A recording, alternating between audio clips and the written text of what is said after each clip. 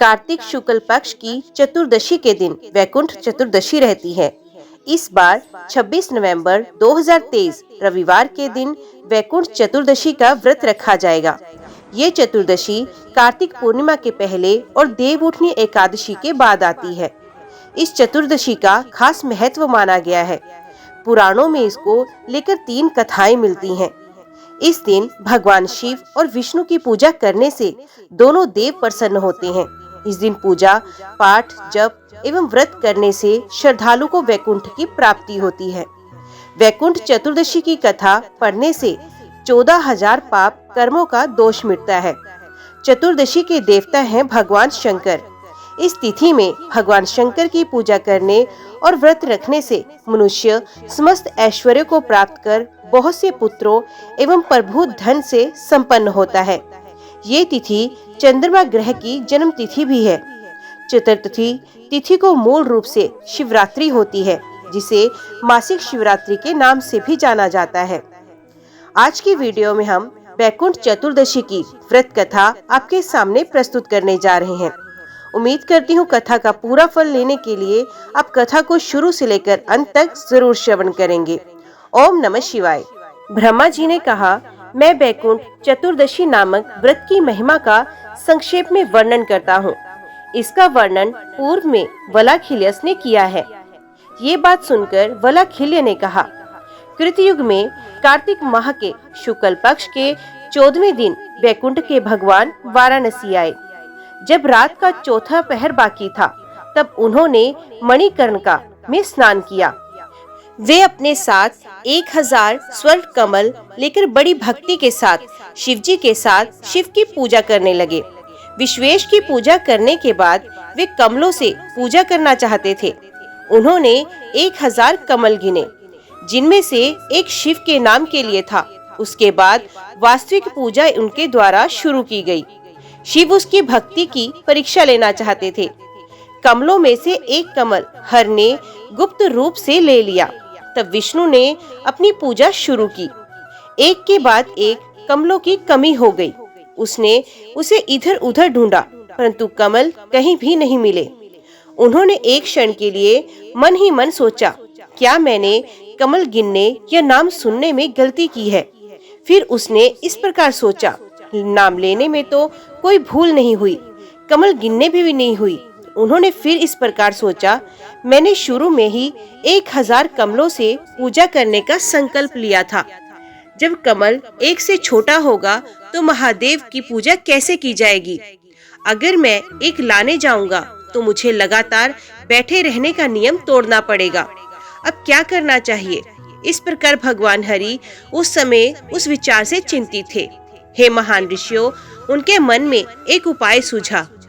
महान ऋषि मुझे कमल नयन कहते हैं। मेरी आंख कमल के समान है। मैं इसे गायब कमल के स्थान पर अर्पित करूंगा। इस प्रकार मानसिक रूप से संकल्प करके श्री हरि ने अपनी तर्जनी से आंख उखाड़ ली। इससे उनके द्वारा महादेव जी की आराधना की गई। तब महेश्वर प्रसन्न हुए और ये शब्द बोले। महादेव जी ने कहा, जंगम और स्थावर प्राणियों से युक्त तीनों लोकों में आपके समान मेरे प्रति समर्पित कोई भी नहीं है। तीनों लोकों का संपूर्ण राज्य तुम्हें प्रदान किया जाता है। आप संसार के रक्षक बनो। जो भी तुम्हारे मन में इच्छा हो, दूसरा वरदान चुन लो। आपका कल्याण हो, मैं उसे अवश्य पूरा करूंगा। इसके बारे में कोई संदेह नहीं। हे विष्णु, वे मनुष्य जो मेरी भक्ति का सहारा लेते हैं लेकिन जनार्दन से घृणा करते हैं, वे मेरे शत्रु हैं। वे निश्चय ही नरक में गिरेंगे। विष्णु जी ने कहा, हे महेश्वर, तीनों लोकों की रक्षा का कर्तव्य मुझे सौंपा गया है। दैत्य बहुत घमंडी होते हैं, उनमें अपार शक्ति है। वे मेरे द्वारा कैसे मारे जा सकते हैं? शिव ने कहा, ये सुदर्शन चक्र महान दैत्यों को काटने में सक्षम है। ये तुम्हें मेरे द्वारा दिया गया है। हे भगवान विष्णु, इसे स्वीकार करो। हे भगवान, इसके द्वारा दैत्यों में विध्वंस उत्पन्न करो। इस प्रकार उन्होंने हरि को चक्र दिया और ये शब्द बोले। शिव ने कहा, हेमलांबा नामक वर्ष में कार्तिक माह के शुक्ल पक्ष के 14वें दिन भोर के समय महादेव से संबंधित तिथि अर्थात 14वीं को ब्रह्म मुहूर्त में अर्थात सूर्य उदय से 48 मिनट पहले बैकुंठ से यहाँ आने के बाद आपने मणिकर्णिका में स्नान किया। तब विश्वेश्वर के लिंग की 1000 कमलों से पूजा की गई, इसलिए ये मेरा पसंदीदा बन गया। ये समस्त लोकों में बैकुंठ चतुर्दशी के नाम से प्रसिद्ध होगी। सुनो हे विष्णु, मैं तुम्हें एक और वरदान दूंगा। मेरी बात सुनो। रात्रि के प्रथम भाग में आपकी पूजा सभी वर्णों के व्यक्तियों को करनी चाहिए। वे दिन में उपवास करेंगे और सायंकाल को तुम्हारी पूजा करेंगे। बाद में मेरी पूजा करनी है, अन्यथा ये मेरी पूजा व्यर्थ हो जाएगी। हरि की पूजा के लिए रात्रि तक चलने वाली चतुर्दशी को ग्रहण करना चाहिए। भक्त को भोर के समय शिव की पूजा करनी चाहिए। वे पुरुष जिनके द्वारा प्रारंभ में 1000 कमलों से विष्णु की पूजा की जाती है और फिर बाद में शिव की पूजा की जाती है, वे वास्तव में जीवन मुक्त आत्माएं हैं। शाम को पंचानन में स्नान करने के बाद भक्त को बिंदु माधव की पूजा करनी चाहिए। जो विष्णु कांची में स्नान करेगा वे अनंत सेन की पूजा करेगा। इसके बाद वे रुद्र कांची में स्नान करेगा और प्रणवश की पूजा करेगा। सबसे पहले भक्त को वेन्नत तीर्थ में स्नान करना चाहिए और फिर नारायण की पूजा करनी चाहिए। इसके बाद उसे रेतोदक में स्नान करना चाहिए और केदारेश की पूजा करनी चाहिए। सबसे पहले भक्त को यमुना में स्नान करना चाहिए और वेणी माधव की पूजा करनी चाहिए। फिर उसे गंगा में स्नान करना चाहिए और संगमेश की पूजा करनी चाहिए। सारी धन संपदा और समृद्धि उसके नियंत्रण में होगी। हे विष्णु, मेरे द्वारा सत्य बोला गया है। इस प्रकार वरदान देने के बाद शिव अंतर ध्यान हो गए। इसलिए हरि और हर दोनों की ही पूजा सभी प्रयासों से की जानी चाहिए। कलयुग में विष्णु ने 10,000 वर्षों के लिए पृथ्वी का त्याग कर दिया था। आधी अवधि के लिए गंगा का जल और आधी अवधि के लिए ग्रामीण देवताओं का त्याग किया था। कार्तिक मास की पूर्णिमा को त्रिपुर उत्सव मनाया जाता है। शाम के समय शिव मंदिर में दीपक अवश्य जलाना चाहिए। त्रिपुर नामक एक प्रमुख दैत्य ने प्रयाग में तपस्या की थी। उसकी तपस्या से प्रसन्न होकर ब्रह्मा ने उसे एक महान वरदान दिया। तुम्हारी मृत्यु देवताओं, असुरों या मनुष्यों के हाथों नहीं होगी। ये वे वरदान था जो दैत्य को मिला था। वे विश्वकर्मा द्वारा बनाए गए त्रिपुर नामक हवाई रथ पर चढ़ गए। जब उसने उसमें सवार होकर तीनों लोगों को परेशान किया तो देवताओं ने हर की स्तुति की। कार्तिक मास की पूर्णिमा के दिन शत्रु संहारक ने एक ही बाण से त्रिपुर को मार डाला। सभी देवताओं ने उनकी स्तुति की। उस दिन सभी देवताओं द्वारा हर को दीप अर्पित किए गए। इस तरह से शिव को प्रसन्न करने के लिए दीप अर्पित करना चाहिए। जो पूर्णिमा के दिन 720 बत्तियों वाला दीपक अर्पित करता है वे सभी पापों से मुक्त होता है। त्रिपुरा उत्सव पूर्णिमा के दिन गोधूली बेला में मनाया जाता है। इस मंत्र का उच्चारण करते हुए मंदिर में दीपक जलाना चाहिए। कीड़े, टिड्डियां, मच्छर, वृक्ष तथा जल में या भूमि पर विचरण करने वाले जीव जंतु सभी दीपक देखकर पुनर्जन्म लेना बंद कर दे, चंडालों को ब्राह्मण बनने दे। अतः त्रिपुरा का महान पर्व पूर्णिमा के दिन ही मनाना चाहिए। जो व्यक्ति पूर्णिमा के दिन कृत्तिका नक्षत्र के साथ भगवान के दर्शन करता है वे 7 जन्मों तक अत्यंत धनवान और वेदों का पारंगत ब्राह्मण होगा। इस दिन यदि कोई रात्रि में बैल को स्वतंत्र रूप से घूमने के लिए स्वतंत्र करता है, अनुष्ठान करता है तो वे शिव के नगर में जाता है। एक अन्य कथा के अनुसार अगस्त्य जी ने कहा, हे सकंद, यदि आप प्रसन्न हैं तो यदि मेरे प्रति आपका स्नेह उत्कृष्ट है तो हे पवित्र श्रीमान, जो मेरे हृदय में लंबे समय से संजोया गया है उसे मुझे बताएं। इस पवित्र स्थान अविमुक्त को कब से सबसे अधिक प्रतिष्ठा प्राप्त होती है? ये मोक्षदाता कैसे बन गया? ये मणिकर्णिका तीनों लोकों द्वारा स्तुति किए जाने योग्य क्यों मानी गई है? हे स्वामी, पहले जब यहाँ कोई दिव्य नदी नहीं थी तो क्या था? हे भगवान, इस शहर का नाम वाराणसी, काशी, रुद्रवास कैसे पड़ा? हेमोर चिन्ह वाले ये सुंदर अविमुक्त आनंद कानन बाद में महाशमशान के रूप में कैसे प्रतिष्ठित हुआ, मैं इसके बारे में सुनना चाहता हूँ, मेरा संदेह दूर कीजिए। सकंद जी ने कहा, आपसे जो पूछा गया है वे प्रश्नों का एक बड़ा अभूतपूर्व भोज है। हे ऋषि, अंबिका ने हरि से यही बात पूछी थी। मैं तुम्हें उसी प्रकार सुनाऊंगा जिस प्रकार सर्वज्ञ देवों के देव भगवान ने ब्रह्मांड की माता को सुनाया है। परम विनाश के समय जब सभी गतिशील और स्थावर प्राणी नष्ट हो गए थे, सूर्य, तारों और ग्रहों के बिना सब कुछ घोर अंधकार में था। ये चंद्रमा के बिना, दिन या रात के बिना, आग, हवा और पृथ्वी के बिना, प्रधान के बिना, आकाश के बिना, अन्य सभी प्रकाशों से रहित था। वहाँ कोई दृष्टा आदि नहीं था। वे ध्वनि और स्पर्श से रहित, गंध और रंग से रहित, स्वाद से रहित और बिना किसी अंश के था। जबकि स्थिति ऐसी थी कि घने अंधकार को सुई से छेदा जा सकता था। केवल सर्वोच्च निरपेक्ष अस्तित्व में था। श्रुति इसे हमेशा सत्य, ब्रह्म और एकम के रूप में संदर्भित करती है। ये मन की पहुंच से परे है। ये किसी भी तरह से अभिव्यक्ति की वस्तु नहीं है। इसका ना तो नाम है, ना रूप है, ना रंग। ये ना तो मोटा है, ना ही दुबला। ये ना ही छोटा है, ना ही लंबा। ना तो हल्का है, ना ही भारी। उसमें ना तो आकार में वृद्धि होती है, ना ही आकार में कमी होती है। श्रुति इसके बारे में झिझकते हुए कहती है कि इसका अस्तित्व है। ये सत्य, अनंत और चैतन्य है। ये आनंद का महान वैभव है। इसका अंदाजा नहीं लगाया जा सकता। इसका कोई अन्य आधार या समर्थन नहीं। इसमें कोई संशोधन भी नहीं। इसे केवल योगी जन ही अनुभव कर सकते हैं। ये सर्वव्यापी है और सबका एकमात्र कारण है। ये किसी भी प्रकार का कोई अंतर नहीं है, कोई जिसकी कोई शुरुआत नहीं है, माया से मुक्त है, मुसीबतों से मुक्त है। ये प्राणी जिसके नामों पर तरह तरह से विचार हो रहा है और जो अकेला घूम रहा है, उसे एक दूसरे की इच्छा थी। अत उस निराकार सत्ता द्वारा खेल खेल में एक रूप विकसित हुआ। ये स्वरूप समस्त गुणों एवं ऐश्वर्य से संपन्न था। ये शानदार था और सभी चेतना और ज्ञान से भरपूर था। ये सर्वव्यापी और सर्वव्यापी शक्तिमान था। ये सभी के लिए श्रद्धा का एकमात्र उद्देश्य था। ये सभी जीव चीजों से एक पहली चीज थी। ये संभावित रूप से हर चीज को हमेशा पूरी तरह से बनाने में सक्षम था। उस शुद्ध दिव्य रूप को विकसित करने के बाद ब्रह्म नामक सर्वोच्च सत्ता, जो अपरिवर्तनीय और सर्वव्यापी है, गायब हो गई। हे मेरे प्रिय, मैं उस निराकार का रूप हूँ जिसे परम निरपेक्ष कहा जाता है।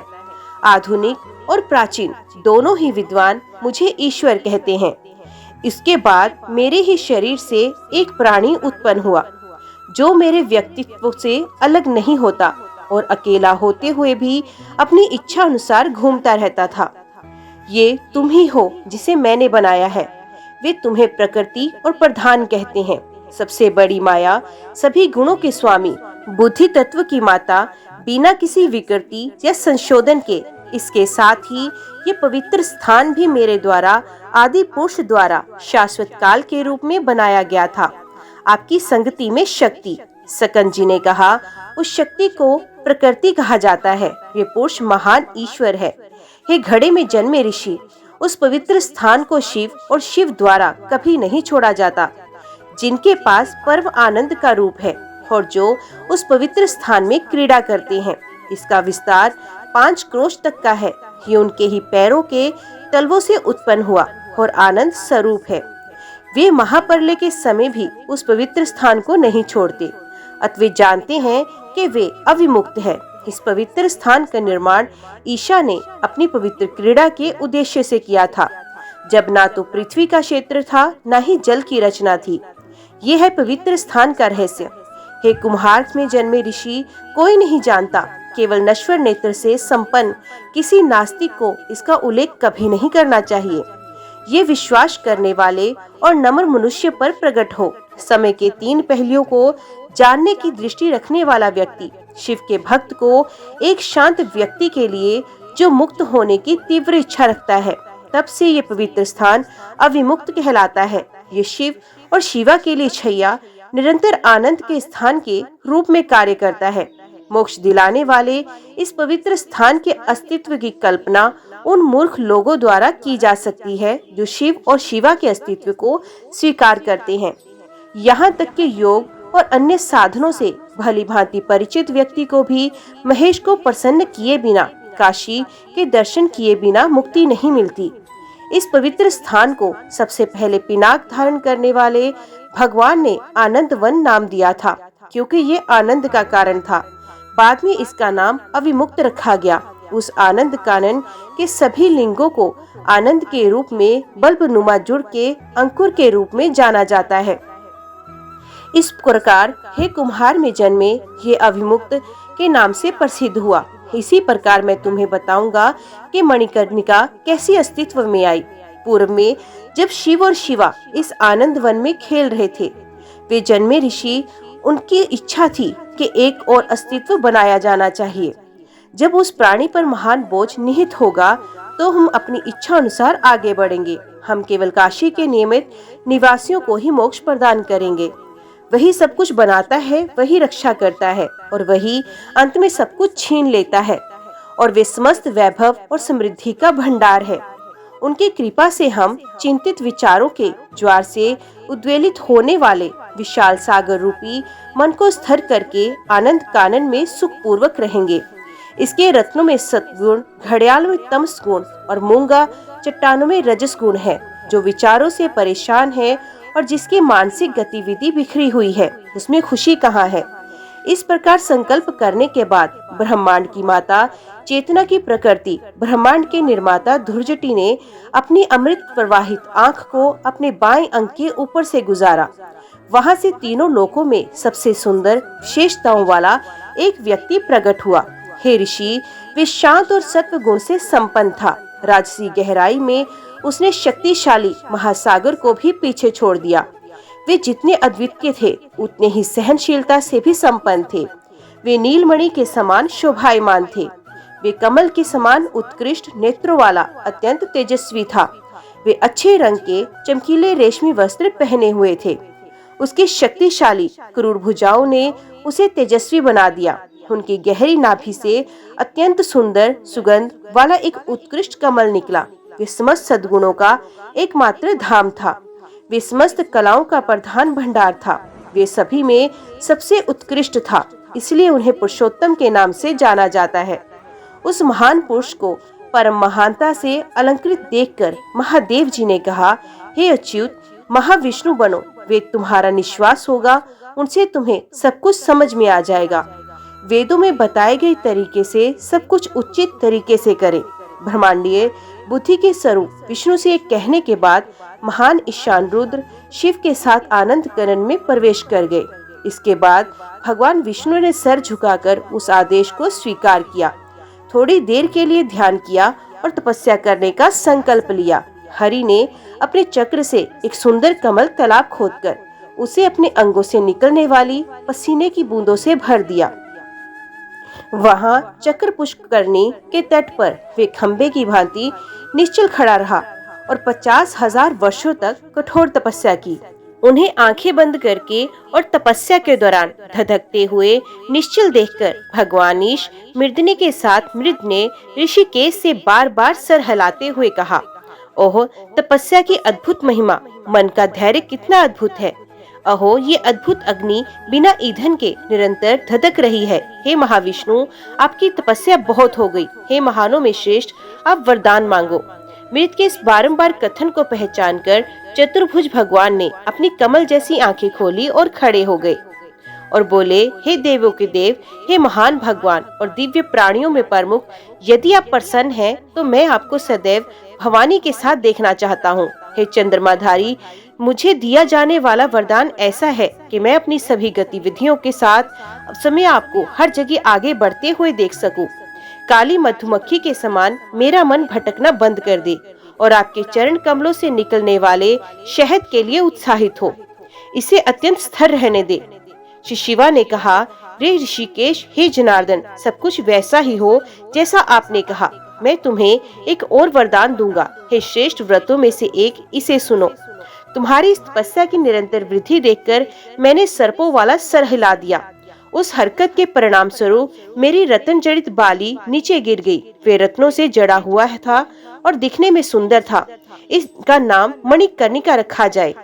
ये भव्य पवित्र स्थान पहले चक्र पुष्करणी तीर्थ के नाम से प्रसिद्ध हो गया था, क्योंकि हे शंख, चक्र और गदा धारण करने वाले भगवान, इसे आपके चक्र के माध्यम से खोदा गया था।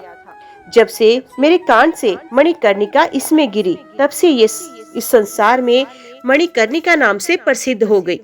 श्री विष्णु ने कहा, हे भगवान, हे पर्वत की बेटी के प्रिय, आपके मोती की बाली यहाँ गिरने के कारण ये पवित्र स्थान सभी पवित्र स्थानों में सबसे महान बन जाए, जो मोक्ष प्रदान करने वाले पवित्र स्थान है।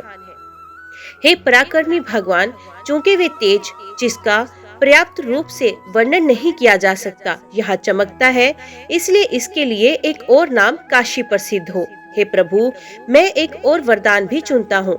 इसे बिना किसी झिझक के प्रदान किया जाना चाहिए। हे शिव, हे ब्रह्मांड की रक्षा करने वाले रत्न, इसका उद्देश्य दूसरों के प्रति आपका उपकार करना है। ब्रह्मा से शुरू होकर घास के एक तिनके तक जीवित जीवों की 4 प्रजातियों में असंख्य जीवित प्राणी हैं। उन सभी को काशी में मोक्ष प्राप्त हो।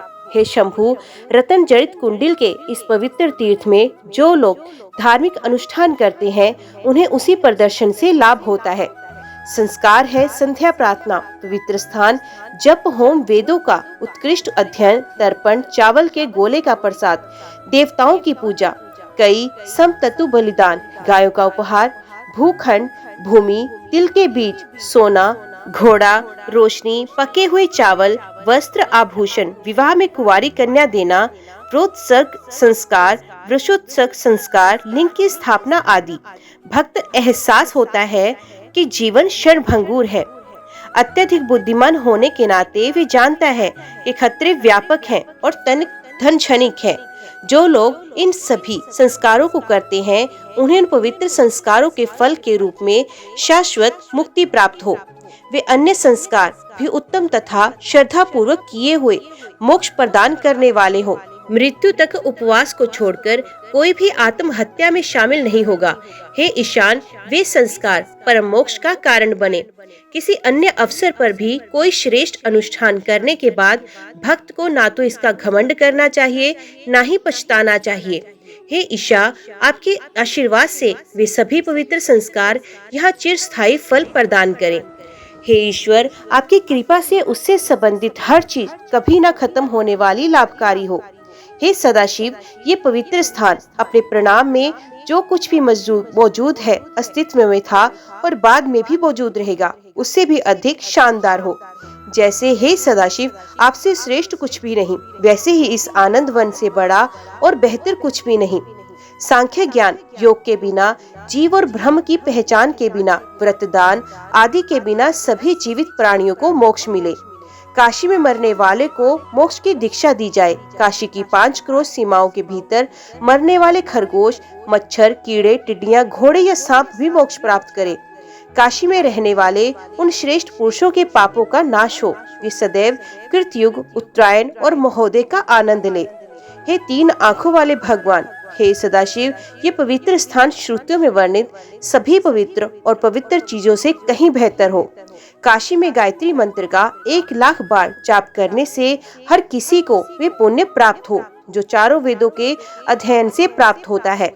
ईमानदारी से काशी का सहारा लेकर व्यक्ति को वे पुण्य और अधिक प्राप्त हो सकता है, जो आमतौर पर अष्टांग योग का अभ्यास करने से प्राप्त होता है।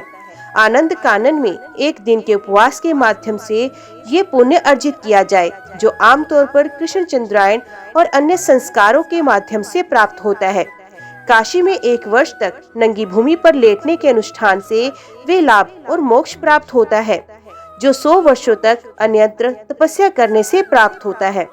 काशी में 1 पखवाड़े या 1 दिन अकेले सत्य बोलने से, जन्म के बाद से मौन के अनुष्ठान के माध्यम से वे लाभ प्राप्त होता है, जो अन्यंतर प्राप्त होता है। काशी में 1000 व्यक्तियों को भोजन कराने से उसे उस पुण्य से 10,000 गुना अधिक प्राप्त होता है, जो अन्यंतर अपनी सारी संपत्ति दान करने से प्राप्त हो।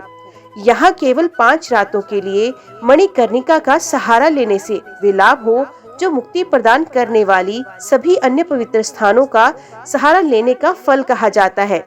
केवल विश्वास के साथ काशी की यात्रा करने से प्रयाग में पवित्र स्नान से मिलने वाले कल्याणकारी पुण्य प्राप्त होता है। जिसके पास पूर्ण आत्म निरंतर है, उसे काशी में 3 रात सोने से वही पुण्य प्राप्त हो जो अश्वमेघ और राजसूय करने से मिलता है। केवल विश्वास के साथ काशी जाने से ये पुण्य अर्जित होता है जो तुला पुरुष दान द्वारा विधिवत प्राप्त हो। वरदान मांगने वाले विष्णु के इन शब्दों को सुनकर देवताओं के भगवान, ब्रह्मांड के भगवान ने प्रसन्न मन से कहा, ऐसा ही होना चाहिए। हे मधुसूदन, सुनो हे शक्तिशाली भुजाओं वाले विष्णु, हे मृत्यु के बाद उत्पत्ति और लक्ष्य जैसे कि श्रुति में कहा गया, विधि पूर्वक विभिन्न प्रकार के प्राणियों की रचना करें। पिता के समान समस्त प्राणियों के सदाचार रक्षक बने। धर्म का नाश करने वाले विभिन्न प्रकार के व्यक्तियों का नाश करें, चूँकि वे पहले ही अपने कर्मों से मारे जा चुके हैं। हे हरि, आप उन लोगों के विनाश के लिए मात्र निमित्त मात्र होंगे जो सद्गुणों को छोड़कर अन्य मार्गों पर चलते हैं। जिस प्रकार पूरा पका हुआ फल डंठल से अपने आप गिरता है, उसी प्रकार वे भी अपने पापों के फल सहित गिर पड़ेंगे। हे हरि, मैं उन व्यक्तियों के विनाश के लिए तैयार हो जाऊंगा जो अपनी तपस्या की शक्ति के कारण अहंकारी हो जाते हैं और आपका अपमान करते हैं। सभी उपपातकीन और सभी महापातकीन कभी काशी पहुंचने के बाद भी पापों से मुक्त हो जाएंगे। 5 करोड़ क्षेत्र में फैला हुआ ये पवित्र स्थान मुझे प्रिय है। यहाँ मेरी आज्ञा ही प्रभावी है, किसी और का आदेश नहीं। हे तेजस्वी नेत्रों वाले मर्दानी, मेरे द्वारा फिर से विष्णु को संबोधित किया गया। विष्णु जो महान और उग्र तेज के पिंड की तरह इधर उधर घूम रहे थे, जिससे तीनों लोगों को बहुत आश्चर्य हो रहा था। हे विष्णु, अविमुक्त में रहने वाले, पाप करने वाले प्राणियों को दंडित करने वाला कोई और नहीं, मैं ही उन्हें ताड़ना देता हूँ। कोई अनेक पापों से भरा हो, परंतु यदि वे अपने हृदय में अविमुक्त का स्मरण करता है तो 100 योजन दूर रहने पर भी उस पर पाप का प्रभाव नहीं पड़ेगा। यदि कोई मृत्यु के समय अविमुक्त अर्थात मेरे अत्यंत प्रिय पवित्र स्थान का स्मरण करता है, भले ही वे दूर हो और पापी हो, तो वे सभी पापों से दूर हो जाएगा और स्वर्गीय सुखों का आनंद उठाएगा। स्वर्ग से गिरने के बाद वे काशी को याद करने के पुण्य के कारण पृथ्वी पर एक प्रमुख राजा बन जाएगा। फिर वे नाना प्रकार के सुख भोगेगा।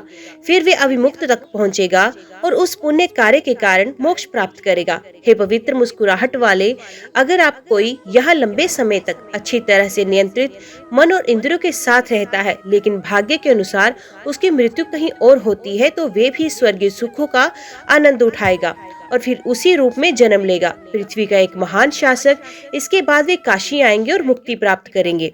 हे विष्णु, अविमुक्त में निरंतर निवास सभी कर्मों को नष्ट करने में सक्षम है, लेकिन केवल 2 या 3 पवित्र व्यक्तियों के मामले में यही परम मोक्ष के लिए अनुकूल होगा। विष्णु जी ने कहा, हे देवों के देव, यदि कोई व्यक्ति वास्तव में पवित्र स्थान की महिमा को नहीं जानता और ना ही उसे महत्व देता है और यही मर जाता है, तो मृत्यु के बाद उसका लक्ष्य क्या है? शिव ने कहा, ऐसे व्यक्ति को मामला लीजिए जो अन्यंतर कोई महान पाप करता है, उसे ना तो कोई आस्था है, ना ही वास्तविक स्थिति जानता है। यदि कोई व्यक्ति वहां मर जाए तो हे उत्कृष्ट व्रतों वाले जनार्दन, उसके अंतिम लक्ष्य को सुनो। पवित्र स्थान की महिमा से अनभिज्ञ व्यक्ति का लक्ष्य, जैसे ही वे पंचक्रोशी में प्रवेश करता है, उसके सारे पाप समाप्त हो जाएंगे। काशी में कुछ भी प्रवेश नहीं करता। जो गण हाथ में त्रिशूल और पाश लेकर लगातार घूमता है, उनके भय से सारी भीड़ बाहर ही रहती है। अत मनुष्य हे पाप रहित अपने प्रवेश के समय ही सभी पापों से मुक्त हो जाता है। मणिकर्णिका में स्नान करने के बाद उसे उत्कृष्ट पुण्य की प्राप्ति होती है। केवल मणिकर्णिका में अच्छे से स्नान करने से वे पुण्य प्राप्त होता है, जो आमतौर पर सभी पवित्र जलों में विस्तृत स्नान से प्राप्त होता है। भक्त को वहां आदेश के अनुसार स्नान करना चाहिए। मिट्टी, गोबर, कुश घास आदि का उपयोग करके वेद की शाखा के अनुसार वरुण मंत्रों का उच्चारण करना चाहिए। किसी को दुर्वा घास, अपामर्क, दर्भा घास आदि के प्रति निष्ठा रखनी चाहिए और उनका उपयोग करना चाहिए। जो व्यक्ति मणिकर्णिका में पूर्ण विश्वास के साथ पवित्र स्नान करता है, उसे अन्य सभी पवित्र स्थानों से मिलने वाला लाभ और सभी प्रकार के उपहारों के माध्यम से सभी गुण प्राप्त होंगे। भले ही कोई व्यक्ति आदेशों के अनुसार पवित्र स्नान करता है, लेकिन विश्वास के बिना उसे भी वे पुण्य मिलेगा जो उसे स्वर्ग प्राप्त करने में सक्षम बनाता है। उचित विश्वास के साथ और आदेशों के अनुसार पवित्र स्नान करने और देवों और अन्य लोगों के लिए अदरक, दरभा, घास और जौ के दानों के माध्यम से तर्पण संस्कार करने से व्यक्ति को सभी यज्ञों का लाभ प्राप्त होता है। जो आस्थावान व्यक्ति नियमों के अनुसार पवित्र स्नान करता है और सभी अनुष्ठान करता है, उसे जप और देवताओं की आराधना के माध्यम से सभी मंत्रों का लाभ मिलता है। हे शिव, मौन व्रत का पालन करते हुए पवित्र स्नान करके हे और विश्वेश की यात्रा के माध्यम से जो व्यक्ति अपनी सभी इंद्रियों को नियंत्रित करता है और अपनी वाणी पर संयम रखता है, वे सभी पवित्र लोगों द्वारा किए गए कल्याण को प्राप्त करेगा, प्रतिज्ञा करेगा। स्नान करते समय, देवताओं की पूजा करते समय, जप करते समय, दांत साफ करते समय, हवन करते समय, मलमूत्र त्यागते समय तथा मल त्याग करते समय मौन रहना चाहिए। नियमों के अनुसार विश्वेश्वर की केवल एक बार पूजा करने और सभी उपाचार करने से व्यक्ति को जीवन भर की गई शिव पूजा का लाभ मिलता है। हे देवों के देव, जो व्यक्ति विधि पूर्वक अर्जित धन को, चाहे वे बहुत ही कम क्यों ना हो, मेरे पवित्र स्थान अविमुक्ति में दान करता है, वे कभी दरिद्र नहीं होता। जो मूर्ख विभिन्न प्रकार का धन इकट्ठा करता है परंतु उसे अविमुक्त में नहीं देता, वे कहीं और मरता है और हमेशा उसके लिए शोक मनाता है। सभी सुंदर वस्तुएं, रतन, गाय, हाथी, घोड़े, वस्त्र आदि अविमुक्त के निवासियों के कल्याण के लिए बनाए गए हैं। जो व्यक्ति विधि पूर्वक धन कमाता है या विश्वेश को प्रसन्न करने के उद्देश्य से काशी में मृत्यु को वर्ण करता है, वे वास्तव में धन्य है, वे वास्तव में धर्म से परिचित है। हे उमा, भगवान विश्वेश्वर जो लिंग का रूप धारण करके काशी नगरी में स्थित है, सीधे तौर पर मेरी महानता का आधार है। 5 क्रोशों तक फैली हुई अविमुक्त एक महान पवित्र स्थान है। विश्वेश्वर नामक उस अकेले को ज्योतिर्लिंग के रूप में जाना जाना चाहिए। जिस प्रकार सूर्य का चक्कर एक ही स्थान पर स्थित होने पर भी सभी को सर्वत्र विद्यमान दिखाई देता है, उसी प्रकार विश्वेश्वर भी काशी में विद्यमान है। कई जन्मों के दौरान प्राप्त निर्बाध योग अभ्यास के माध्यम से जो लाभ अन्यंतर प्राप्त होता है, वे काशी में अपने शरीर को त्यागने से प्राप्त किया जा सकता है। लंबे समय तक सभी प्रकार की तपस्या करके अपने इंद्रियों पर विजय प्राप्त करने वाले व्यक्तियों को अन्यंतर जो लाभ मिलता है, वे काशी में एक ही बारात में प्राप्त हो सकता है। जो व्यक्ति पवित्र स्थान की महिमा को नहीं जानता, यहाँ तक कि जिस पर विश्वास नहीं करता, वे भी काशी में प्रवेश करके पाप से मुक्त होता है। मृत्यु पर उसे मोक्ष प्राप्त होता है। यदि कोई जघन्य पाप करने के बाद नियत समय पर काशी आकर अपना शरीर त्यागता है, तो वे मेरी कृपा से मुझे ही प्राप्त होता है। मेरी कृपा के बिना सूर्य को छोड़कर काशी को कौन प्राप्त करता है? हे बड़ी आंखों वाले, यहाँ दिन का निर्माता किसे कहा जाता है? हे देवी, काशी आए बिना कौन स्थायी निरंतर सुख प्राप्त करेगा? क्योंकि ब्रह्मा तथा अन्य लोग भी प्रकृति के पास से लगातार बंधे हुए हैं। यदि काशी न होती तो 24 पाशों और 3 गुणों के माध्यम से गर्दन से बंधे लोगों को कृत्यों के माध्यम से और अधिक मजबूत कैसे बनाया जा सकता था, मुक्त किया जाए। योग अभ्यास में अनेक बाधाओं का सामना करना पड़ता है, जिसे तप कहा जाता है। उसे बड़ी कठिनाइयों से प्राप्त करना जो तपस्या से हो गया है, उसे गर्भ में रहकर दुख भोगना पड़ता है। जो काशी में पाप करता है और काशी में मरता है, वे रुद्र पिशाच बनता है, लेकिन मोक्ष प्राप्त करेगा।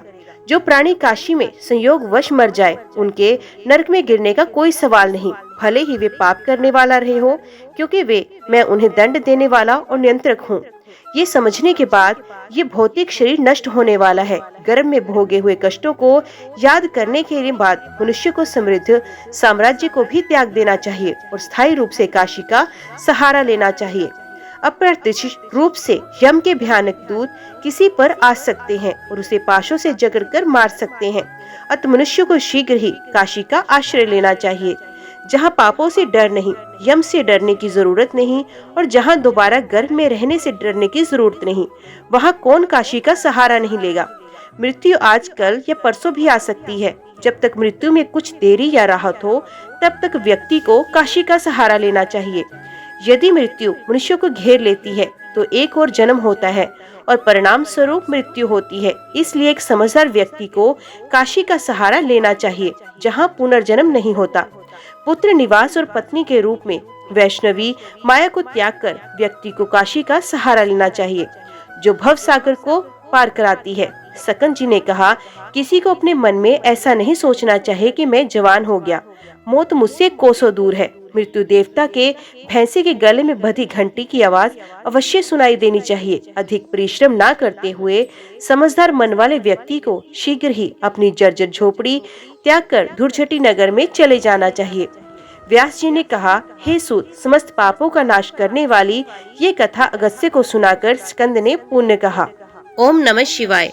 आज की वीडियो में इतना ही। उम्मीद करती हूँ वीडियो आपको पसंद आई होगी। वीडियो पसंद आई हो तो वीडियो को लाइक और चैनल को सब्सक्राइब जरूर कीजिएगा। ओम नमः शिवाय लिखकर कमेंट बॉक्स में अपनी हाजिरी और अपने सुझाव देना ना भूलेगा। तो मिलते हैं अगली कथा अगली वीडियो के साथ। तब तक के लिए देखते व सुनते रहिए। जय मां कंचक, जय माता दी।